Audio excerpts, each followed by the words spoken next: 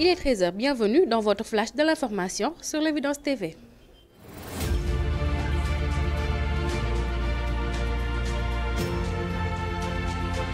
Marième Faye Sall, Ousmane Yara et l'intervention d'Anna Sonko.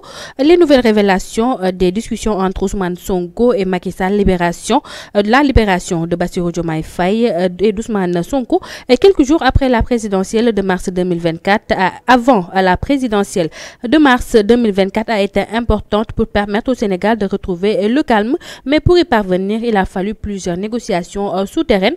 Le média Jeune Afrique a fait de nouvelles révélations sur ces discussions avec les rôles de Marième Faye Sall et d'Anna Sonko, deuxième épouse de l'actuel Premier ministre. Parlons d'autre chose. Sénélec contre Akili Amadouli. Face à la presse, le directeur général d'Akili fera face à la presse ce mardi selon les Échos. Le rendez-vous avec les journalistes est fixé à partir de 16h. Le journal croit savoir qu'il sera question du contentieux avec la Sénélec, une confrontation entre le DG d'Akili et de Sénélec pour mettre à nu la mafia qui a été mise en place par la Sénélec sur ce dossier le plus scandaleux après avoir appris depuis quelque temps que l'ancien DG de la Sénélec, Pape Demba Bitèye, avait commis des forfaits avec les Israéliens. Parlons sport à présent. CNG de lutte Balla Gaye 2 a été convoqué.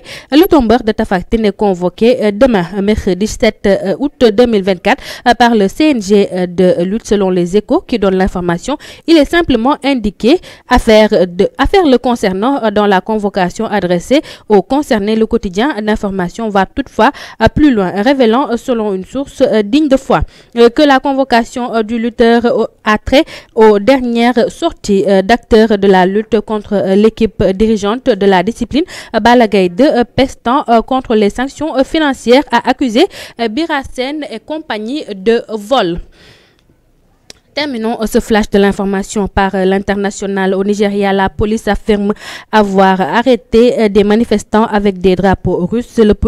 La police nigériane a déclaré mardi avoir arrêté plus de 90 manifestants abordant des drapeaux russes alors que le pays entre dans sa 6e journée de manifestation suscitée par des difficultés économiques. Des milliers de personnes se sont rassemblées ce jeudi pour protester contre la hausse des prix et de la mauvaise gouvernance, alors que le pays le plus peuplé d'Afrique connaît sa pire